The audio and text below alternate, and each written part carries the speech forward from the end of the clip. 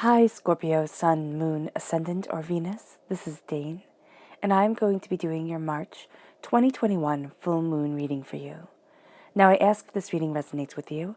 Don't forget to give it a thumbs up and also to subscribe to my channel. And if you would like to be notified whenever I upload new videos, and I upload all the time, just hit the bell notification button. And if you're interested in any of the cards that I'm using, they will be listed and linked in the description box below. Now, before we begin this reading and clear the energy space, once again, a reminder not to be scammed by anybody in the comment box pretending to be me offering you a reading. This person is not me. They are a scammer. Do not be scammed. I will not be soliciting you for anything. With that said, let us clear the energy space, raising our own energy vibration and releasing any negativity. So take a nice deep breath in, exhaling whenever it feels comfortable for you.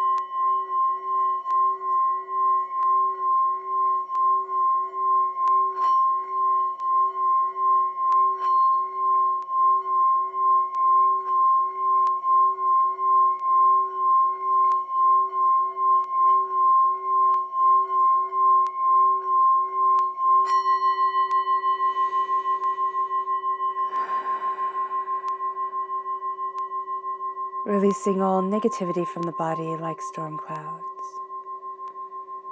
Letting yourself feel calm, centered, and at peace as we enter into this safe and loving space.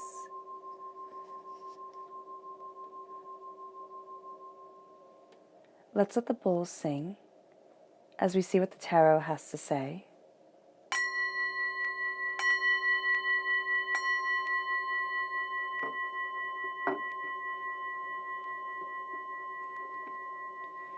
How will Scorpio be affected by the 2021 full moon? How will Scorpio be affected by the March 2021 full moon? How will Scorpio be affected by the March 2021 full moon? How will Scorpio be affected by the March 2021 full moon? Angels and spirit guides, show me clearly. Guide this reading and show me clearly. Angels and spirit guides.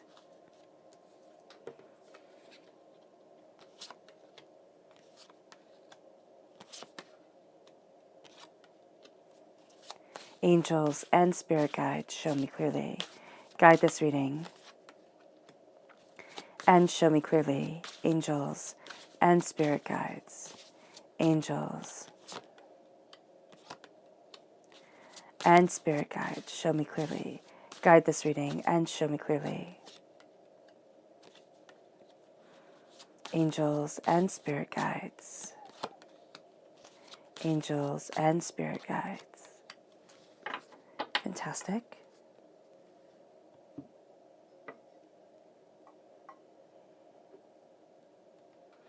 Now let's see what the chakra energy is for this time. How will Scorpio be affected by the March 2021 full moon? How will Scorpio be affected by the March 2021 full moon? How will Scorpio be affected by the March 2021 full moon? Angels and spirit guides, show me clearly.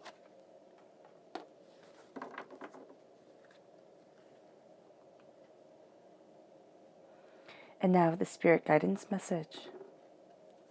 How will Scorpio be affected by the March 2021 full moon? How will Scorpio be affected by the March 2021 full moon? Angels and spirit guides, show me clearly. Guide this reading and show me clearly. Okay, we have two right here. All right. Fantastic. Now we're going to see how the moon, which I have set up right here, and our spirit animals for this time, our chakra, our spirit guidance, all correlates with what the tarot has to say. So the left-hand side is the inner self. The middle is the heart, the emotional self. the right-hand side, the public arena, the public self. So let's see. We have the Four of Swords, Judgment, the King of Swords. So this is amplifying the air sign energy, Gemini, Libra, Aquarius. The full moon on the 28th of March is in Libra, so that's going to be amplified for us. And the Ten of Cups, which is absolutely brilliant. The Two of Swords, the Seven of Wands, the Page of Cups. So we're coming through here, Scorpio, as a page, as a learner. The Six of Wands, again, celebration at our root. The Four of Cups, we have the repeat of the number 4 crowning us. This is saying that we need to really take time for ourselves, look at ourselves, balance our own energy. The Queen of Pentacles, earth sign energy, Taurus, Virgo, Capricorn. Strength, which is Leo energy. Time frame is July 23rd to August 22nd. And then we have the Knight of Cups. So at our heart, we are a student. In the public arena, we are a warrior, a defender. So that is really quite beautiful. It is also amplifying the full moon, which is in Scorpio on the 27th of April. So this full moon, of course, because it is in Scorpio, Scorpio just absolutely draws you in. You're going to be finding yourself really setting things up for this time, just subconsciously even. Okay, so now with the full moon in Libra, we have ourselves always told to surrender to the divine because this is what gives us power during this time. Now, this moon is really, really interesting. The full moon at this time has Venus, the Sun, and Chiron all aligned. So Chiron is known as the wounded warrior. And so it's bringing up and highlighting wounds from our past, which we would think, oh, that's not good. But what it has here with the full moon in Libra is that a win-win outcome is forecast. So as this is all kind of brought up, and as this energy of the Sun and of Venus and of Chiron are aligned with Aries energy, this has us really looking at things very openly, very honestly. We want to get things done. We're going to push our limits a bit more than usual during this time. And Venus is helping us heal, helping us kind of fall in love with the hurts and the pains of the past. And we can see that with the Four of Swords that we start up with. We're going to be very much in the past. And so one of the key things during this time is to not let the past rule us. But one of the good things about this energy that comes forward is that Mercury and Neptune are in Pisces. So this is telling us to get out of our own heads and to start forgiving. And this is also connecting us with ancestral healing. So this can be the healing from our ancestral lines. This can be the healing from our past life self. This could be the healing from what we've inherited in this life, you know, the people who have raised us, our caregivers, the kind of dramas that they have taught us to have consciously or subconsciously. And we're going to see ourselves breaking a lot of these chains, a lot of these heartbreaks and pains. That's why we're so much of a student during this time. Now, the moon is makes a perfect triangle with Saturn and Mars, and this is called the Grand Trine. And this brings us protection, harmony, and ease. Now, Mars and Saturn are intense planets. So it brings us an intensity, but it also brings us tremendous determination, motivation, and staying power. Now, because the sun is in Aries, excuse me, the sun is in Aries and the moon is in Libra. This is polarization that comes forward. Now, what's also really cool is that in Greek mythology, Aries and Venus, Aphrodite, they were lovers. So there is a sense of this tremendous passion between these two elements, these two polarizing elements of war and of love. So we're going to be coming into this time very much having the sense of the Aries telling us, do for ourselves, look at what we need, focus on what we need to achieve. And then the Libra energy saying, focus on others. And this is having us kind of have this dual energy and telling us here during this time, as easy as it will be to forget about ourselves and do for everybody else, because Libra is famous for its love of people. we're going to find that we can't. We can't just kind of sacrifice ourselves for everybody else. And this has us, again, in alignment with Venus, because, again, Libra is ruled by Venus. And as this has us in this alignment, we're resolving conflict, but we're also going to be seeking out the areas in our life that hold the most conflict and saying, that's what I'm going after. I'm going after the harmonizing power to move me forward. This is also having us really drawn towards beauty during this time. If we can start making things beautiful, kind of making one room in our homes beautiful, or, you know, picking out beautiful outfits, or doing just things that promote beauty during this time, we are going to feel so alive and so empowered. Now, what's really interesting is that this moon promotes friendliness, politeness, and compromise. So even though we have the Aries energy, which is going to have everybody a little bit kind of egocentric, but not in like a narcissistic way. It's like we need to just focus on what we want, what we desire, how we want to move forward. And as we do this, we start saying, okay, well, you know what I am doing for myself, so I'm not feeling resentful or angry. I'm covering what needs to be covered. And this makes me kind of willing to compromise with others, willing to see two sides of the story, which is exactly what our world needs at this time. And it brings us to the new moon on the 12th of April, which is in Aries. And this brings us to beginnings, and a new start is coming. Why? Because we're forging it. So much healing is done during the full moon in Libra, so much understanding, greater understanding of ourselves, of the world around us, of focusing on what we need and what we want. The full moon in Aries plays off of the polarization of the energy that's here. And it says, as this new start comes, it's time to take action. It is time to take action for what we want, what we desire, what we're looking for. It's time to kind of take the bull by the horns and say, this is where I'm headed. And so as we do this, it really starts to align us, because we have the healing that comes from the full moon in Libra, and we have the determination that comes from the new moon in Aries, and it brings us to the full moon on the 27th of April in Scorpio.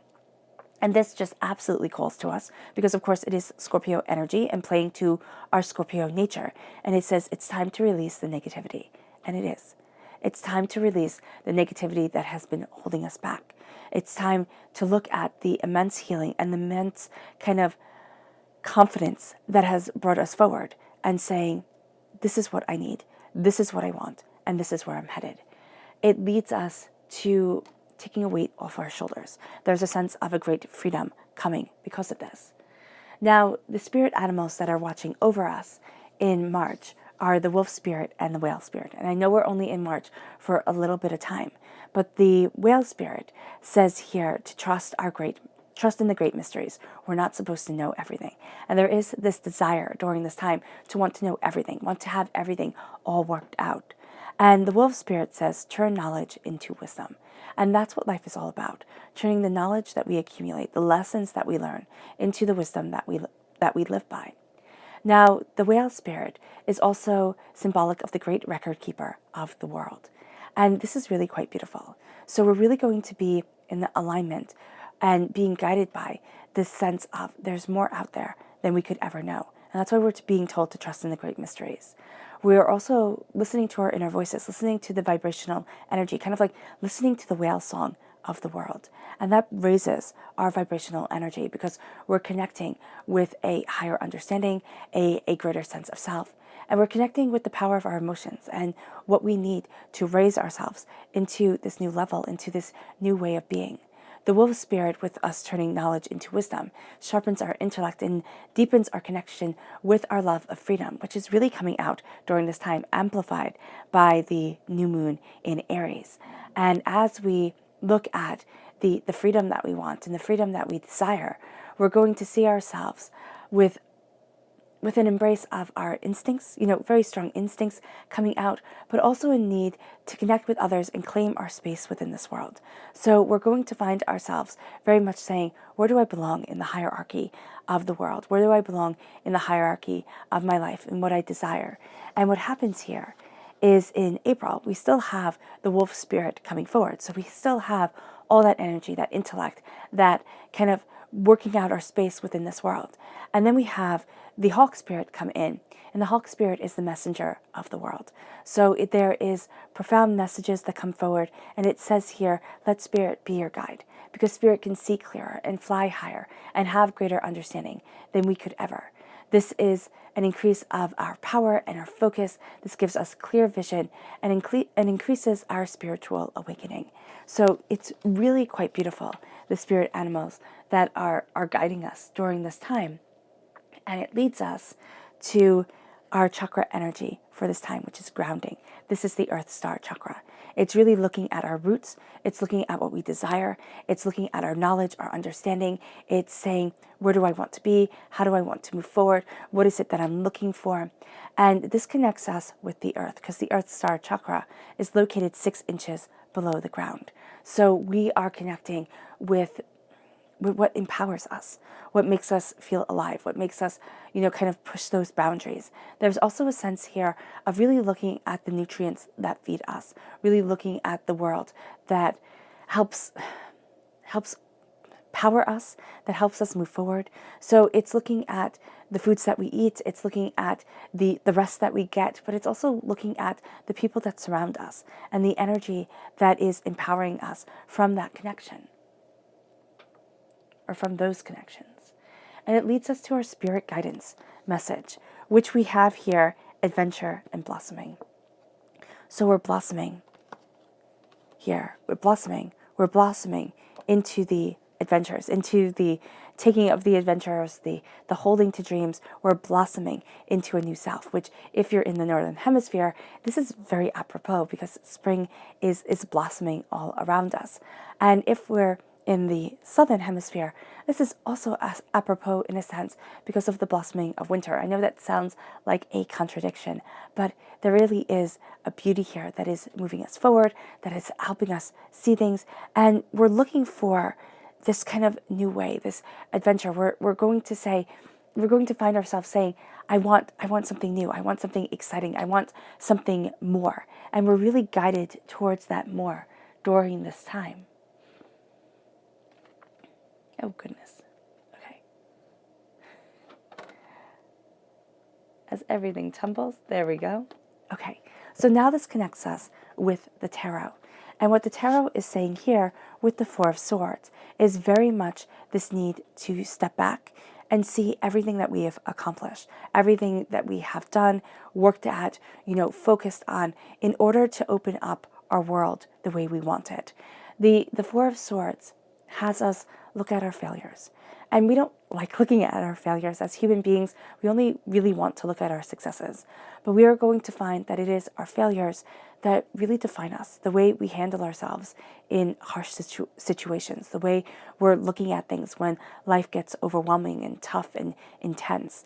And so here, with the Four of Swords, there is this sense of pride in what we have been through, in what we have overcome, in how we have moved ourselves forward. And it brings us to judgment. It brings us to this resurrection of our desires, our hopes, our dreams, this way of looking forward, this way of, kind of coming out of the box. We've put ourselves into a box. That's what life does. We say, this is what I'm comfortable with, this is what I'm not comfortable with, and we kind of tend to stick to our routines and what we find, assuring and what we find not. So here with judgment, we're really looking at the power of ourselves, the way we want to move forward, the determination that we have, and we're seeing ourselves rise. It's a resurrection of our confidence, it's a resurrection of what we desire in life, not in short, because we're looking at ourselves for everything that we have overcome, everything that we have had to, kind of take stock of, everything that has tried to shoot us down. And the fact that we weren't shot down becomes astounding and beautiful and really a source of pride. So here we are finding ourselves moving out of our comfort zones, looking at things quite differently. And it brings us then to the King of Swords. It brings us to the powerful energy that this moon has for us, for saying, this is what I want, and this is where I'm headed. The King of Swords is a no-nonsense king. He's the warrior king. He's the only king that holds a weapon.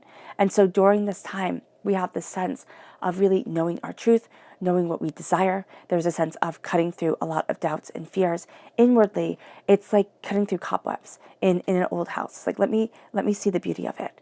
And so here with the King of Swords, it's like, let me see the beauty of what is around me. Let me see the beauty of what I desire. Let me see the truth that I want to live by, or that I am forging to live by. And it becomes a place of determination and power. Now, we can also kind of come into contact with people during this time, and we will be, with people that make us face our truths, meaning they test us just a bit, and they could be a bit sharp-tongued, or really have this way with words where we sit there and we're like, well, I was just having a conversation. I didn't need to be quizzed on anything. And so the King of Swords comes in and very much has us kind of embrace mental sparring in one way or another. And so we start to look at things in a different way because we're challenged. And as we're challenged, we start to see our own strength rising, but we also start to see ourselves becoming more comfortable in what, in what we need, in what we desire, in what we hadn't seen before, in what we hadn't understood. And so we become more comfortable within ourselves. And that leads us to the Ten of Cups. We start looking at what happiness means for us. Not what happiness means for anybody else, but what happiness means for us. And the Ten of Cups is a big deal. So to be rooted with it in the public arena, in ourself, is really quite beautiful. And we find ourselves being a defendant of this time and really learning how to embrace this, and celebrate this in a powerful and almost serene way. The Ten of Cups is saying, what makes me happy? What makes me sad? What is it that I want in my life to celebrate, to embrace the joy of, to have and to love, and to be inspired by? The Ten of Cups is, and they all lived happily ever after. What is your happily ever after? Not everybody else's. We're not talking about the collective we here. We're talking about the individual. So it can be for some living in the city. It can be for others living in the country. It can be for some, beach vacations, and for others, adventure vacations. It doesn't matter. And I'm using these because they're good extremes, right?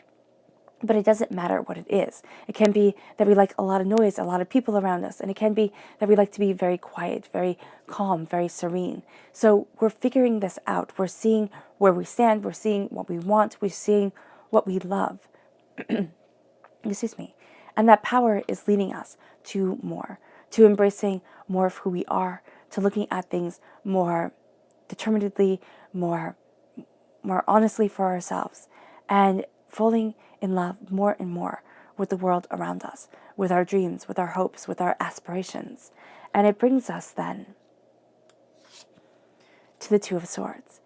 In our hearts, we start to see, because we're awakening so much within ourselves, we start to see roads opening up. We start to see different pathways moving us forward. We start to see things coming in our way, and we think, oh my gosh, obstacle. And then all of a sudden it becomes like, oh no, this is opening up a new world. This is opening up a new way of seeing things. This is opening up new social interactions, new fun that I didn't think I was going to be having.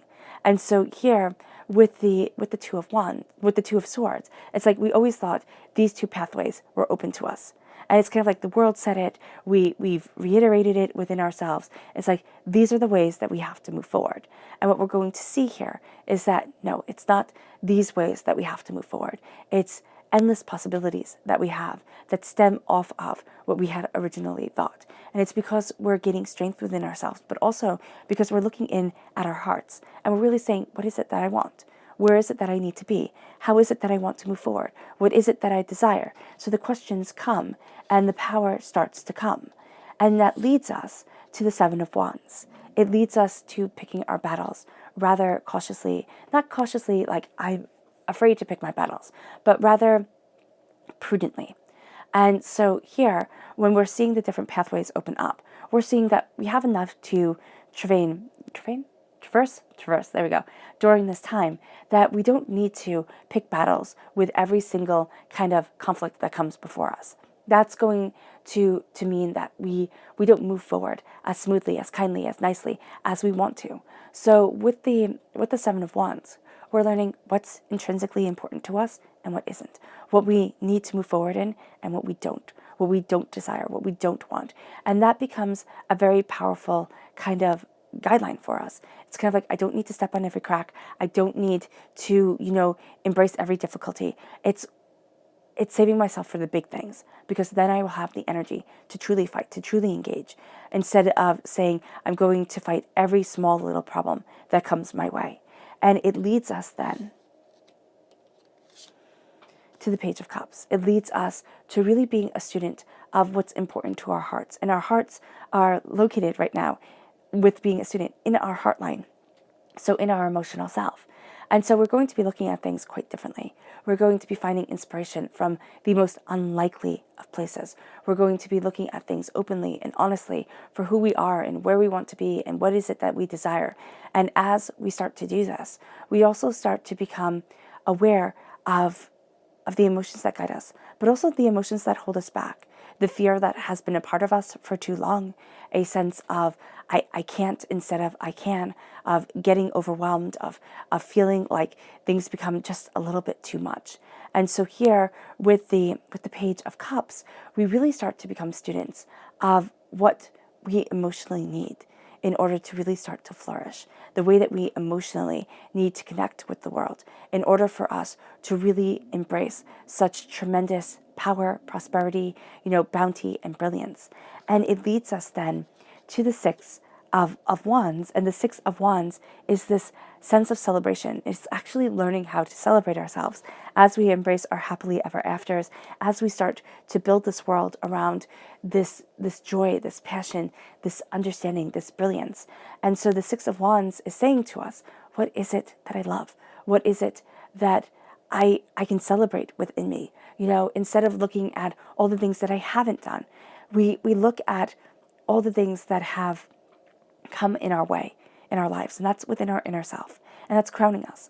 So we're looking at things that we might have once thought of as failures, and now we're starting to see them not as failures, but as these fears that needed to be conquered, these things to make us braver. Henry Ford said, whether you believe you can or whether you believe you can't, you're right. And so here, when we start to celebrate ourselves with the Six of Wands, when we start to say, I can do this, I can move forward. And it's interesting because we have the Seven of Wands. We're choosing our battles wisely. We become the student of who we are, of what we desire. And then we go from the Seven to the Six of Wands. We count down. And the Six of Wands is this determination. It's this sense of, I can be more than what I expected. I can have more than what I realized. I can, stand in pride and in determination of self and not feel like an imposter. We might feel like an imposter a little bit along the way, like as we're learning to do this, but we start to feel like this is my right. I can stand up tall. I can hold my head up high. I can, walk forward with confidence. And as we walk forward in confidence, just simply the changing of our posture starts to increase the serotonin levels within us, because we don't stand tall, powerful with our shoulders back or head held high in a position that kind of makes our solar plexus, ourselves, very vulnerable. If we don't have confidence, we kind of want to shrink away. So this is very much saying, I am moving forward in a powerful determination of who I am, of where I want to be, and of what I desire. Excuse me. And as I do so, the Four of Cups starts handing us gifts in the public arena. Now, they're gifts that don't seem like gifts. They might seem like, oh my gosh, this is one more thing added to my plate. Oh my gosh, this is one more struggle. Oh my gosh, I don't know how I'm going to do this. And the Four of Cups has us looking at things and saying, okay, I know my gifts. I know what I know are my gifts. But I'm also going to keep my mind open to the gifts that divinity is handing me that, again, I don't see as gifts at this time. We will see them as gifts later on down the road. We will see them as gifts as we become more accustomed to ourselves, as we stand in our power and our understanding more truthfully, more honestly, more passionately. And so then we start to see this trial, this thing that we thought, oh my gosh, extra burden, like how am I going to juggle this now? And we're going to start to see it as a real, true, powerful, beautiful gift that redefines our world. And it brings us, excuse me, to the Queen of Pentacles. It brings us to a place of prosperity. It brings us to a place of abundance. It brings us to a place of really looking at the seeds that we are planting and what it is that we desire, and a redefining of what we look at as success, but also how we are embracing that success within us. There is a sense always, and our world fosters this, that we can always do better. We can always try harder. We can always push more. That our greatest moment is to be repeated over and over again, so that the highest point of our lives become the norm. And that's just not how life works. We have our peaks and we have our valleys and we have, our lows and everything in between. And so here with the Queen of Pentacles, there's this real sense of looking at how we define prosperity, okay? What we think of as being truly wealthy. For some, it's accumulating a lot of wealth, and it's being very focused on work and what needs to be done, and goals and drives and aims. For others, it's saying, okay, that's important, like having goals and aims and being financially secure. Yes, that's lovely.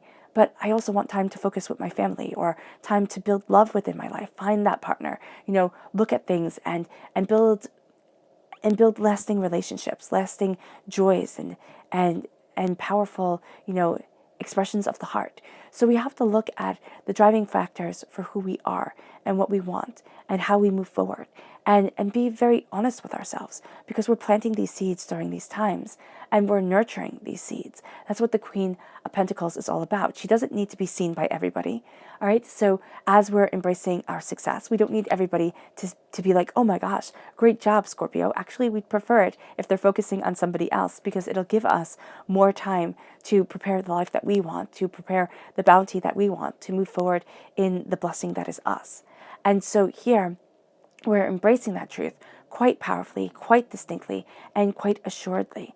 And this really starts to open up the doors. This really starts to say, like, oh my goodness, I'm watching this grow into something amazing. And people are going to start, as we're embracing this way of being, people are going to start to see us as successful. People are going to start to see us as bountiful. And our minds are going to start to see us as braver and more in charge of our lives than we ever were before. And it brings us to strength. It brings us to having a strength within ourselves, to having, again, because the gifts that come in are gifts, but we're going to see them as disappointments at times. We're going to see them as, oh my gosh, this is one more thing that I have to do. The strength that comes forward here is going to hold on when we kind of want to give up. It's not holding down on in toxic situations. Spirit wants me to make that clear. It's holding on to the blessings and the beauty and the power that is a part of us. It's looking at our dreams and our desires and our hopes and our realities, and finding that we're stronger than we realize. This isn't just physical strength, though we might find ourselves becoming physically stronger. This is the strength of perseverance and conviction. This is the strength. I always see this strength as being this little old lady who has lived through so much and is so much stronger, so much more determined than we see big muscle builders being. And this is the strength that comes with age. This is the strength that comes with wisdom. This is the strength that comes with having to endure things that we think are completely unjust, unfair, overwhelming. And so here, that strength really moves us forward, really embraces what we desire in life, really has us going after our dreams and our hopes and our desires, and seeing that strength isn't, again, this muscle builder, or isn't, the yelling, the screaming, the I can overpower somebody with my will and my force. It is a sense of calm acceptance, calm peace. There's actually a stepping away from the ego during this time, or a realization when our ego comes in and says, oh my gosh, am I looking like a fool? Am I doing this wrong? And it's like, no, I'm stepping back from my ego, and I'm embracing my heart. I'm embracing my soul. I'm embracing what's right for me, what elevates me, what moves me forward in powerful understanding.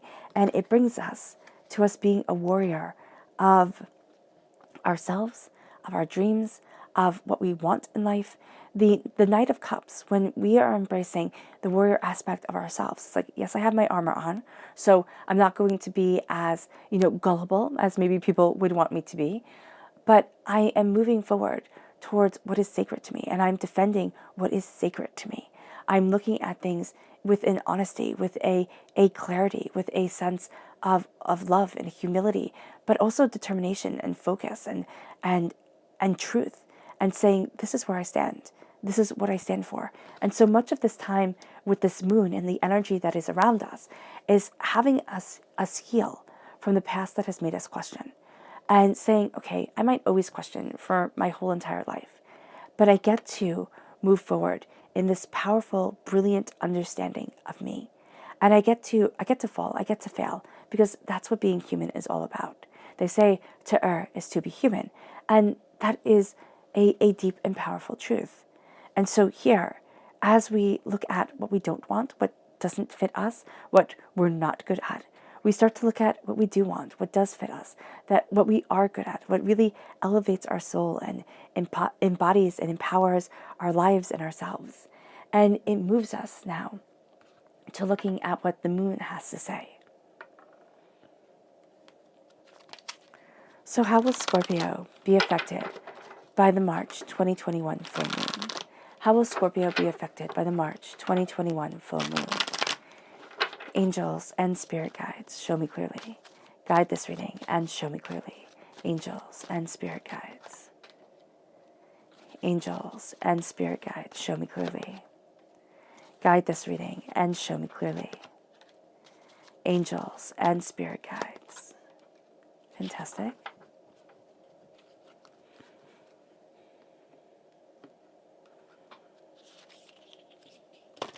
How will Scorpio be affected by the March 2021 full moon? How will Scorpio be affected by the March 2021 full moon? Angels and spirit guides, show me clearly. Guide this reading and show me clearly. Angels and spirit guides. Angels and spirit guides, show me clearly. Guide this reading and show me clearly. Angels and spirit guides. Angels and spirit guides. Fantastic.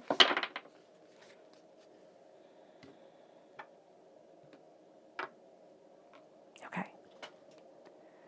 So what Luna has to say: darkness, pleasure, the unexpected.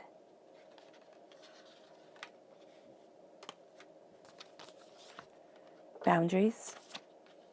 Don't let pride get in the way. A time of healing, most definitely. Your hard work pays off. Bring love into the situation. The energy gains momentum. Beautiful. Absolutely beautiful. So the darkness of the moon. Now we might be saying, okay, well, it's a full moon, so it's actually the lightest the night sky will be. But the darkness of the realization of the moon, the darkness of night, the darkness of the reflected light of the sun, the fact that the sun isn't as powerful as it is during the day, right? Because it's just simply reflected by the moon. That's going to be powerful for us. This is a time of meditation. This is a time of contemplation. This is a time of, I really see stepping out of the ego as being so important. Instead of thinking, oh my gosh, what is everybody thinking of me? Oh my gosh, I'm making a fool out of myself. These traps that the mind makes for us. We step out of that, or we get called out by it. We might ask a question to a friend or to somebody that we love, and they kind of mock us a little bit, like, oh my gosh, seriously, like, don't be so terribly silly. And it moves us then to being able to embrace pleasure in life, that when being self-aware, we aren't. It's just like this pleasure comes from this deeper understanding of what we want from life and who we are and what we desire and what we hope for and what we wish for and where we want to be. And that brings unexpected joys into our lives, that brings unexpected avenues forward, that brings unexpected ways of embracing our grace and our power. And it has us setting up boundaries, not only for others, but for ourselves, saying, this is what I will do, and this is what I won't do, and this is what's important to me, and this is what isn't, and this is where my heart belongs, and this is where my heart doesn't belong, and this is what I want, and this is what I don't want, and this is where I stand, and this is where I don't stand. And so the boundaries become clear to ourselves, but also they start to become clear to others when we tell other people, kind of show other people how we expect to be treated. Our lives change a bit because people like having guidelines. They like having rules. As much as we think, oh, I don't want rules, I want to just run free and be kind of chaotic, that's one thing. But we do want rules. We want a social structure. We want a way of knowing how to interact with people. We see that in children. Children want to get their way all the time, but they need and they thrive when we kind of reel them in and say, well, no, that's not acceptable. This is. Adults want the same exact thing, and it's a very beautiful thing to have these clear boundaries and to have this sense of, but this is me and it's well defined me. And it brings us to not letting pride get in the way. It's not letting pride of like, oh my gosh, they won't like me, or oh my gosh, people have to see me in this certain way. It's not letting pride get in our way. It's letting ourselves move forward towards what we love and what we want and what we desire very, very beautifully, very really, without sitting there in the pride, the ego kind of taking over. So that's going to be so important for our hearts. Our hearts are like, okay, step back and look at the beauty that we have within our lives. Look at what it is that we're creating and embracing, and let us not let pride and ego define us. Because at this time, as we release the ego, we start to heal. And we start to heal because we start to see ourselves honestly and openly and beautifully. And it brings us to our hard work paying off.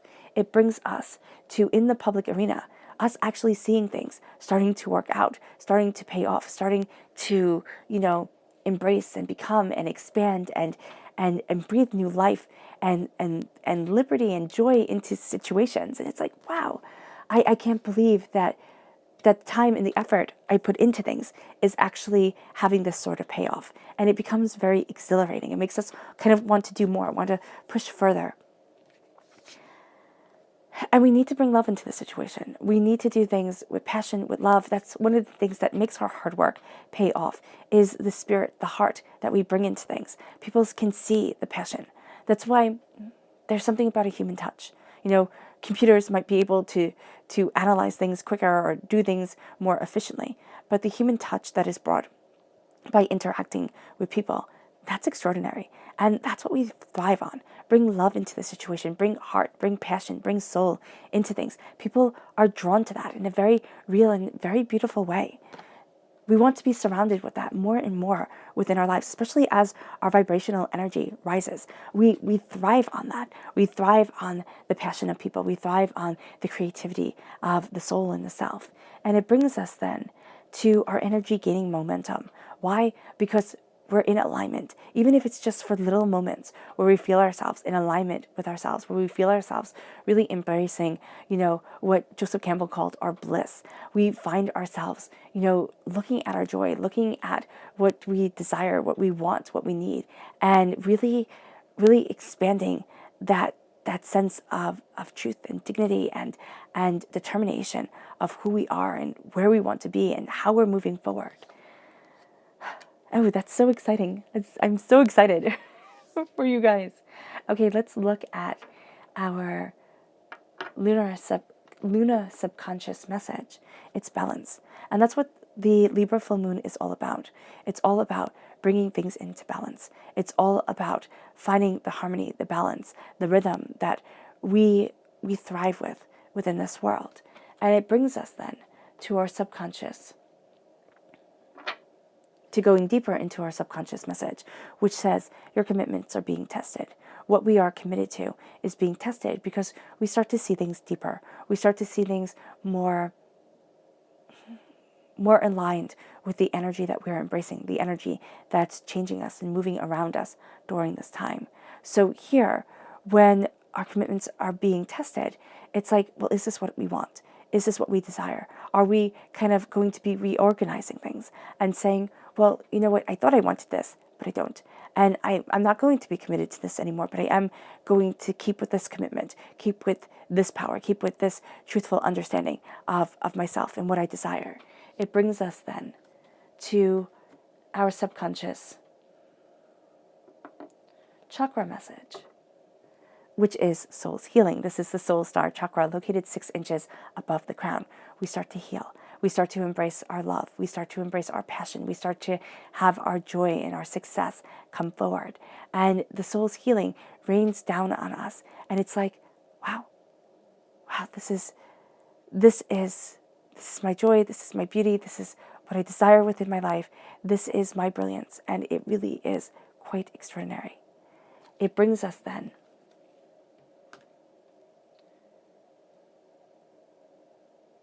to our subconscious spirit message, which is devoted. We find out what we're devoted to, but we also become devoted to ourselves. Not, again, in that egotistical, way, but in that way that says, I'm worth it, and I'm here for me, and I get to embrace my joys and my prosperities and my successes, and I get to be devoted to living the very best life that I want. Oh my gosh, it gives me chills to feel this energy just rising, Scorpio, within you, with rising and kind of reaching this crescendo, this peak of enjoyment and success and like power and bliss. And it's like I become devoted to me in a astounding way. And it brings us then to the subconscious tarot message, which is the Nine of Cups. The Nine of Cups is subconsciously, wishes are being granted. Joys are coming forward. Subconsciously, there's going to be this shift in us. We're not going to see it. Others are going to see it, though. There is going to be a way that they're drawn. It's kind of like the sunlight coming out again. It's like after the winter, and I don't know about you, but I live in a very cold climate, and I find January and February so terribly hard. And it's like the beautiful sun of March is coming forward, and it's like, yes, there is this brilliance, there is this joy, there is this success, and that's what I see here. And I'm so excited for this, and I'm so excited for you. So embrace these blessings, embrace these wishes, embrace this brilliance.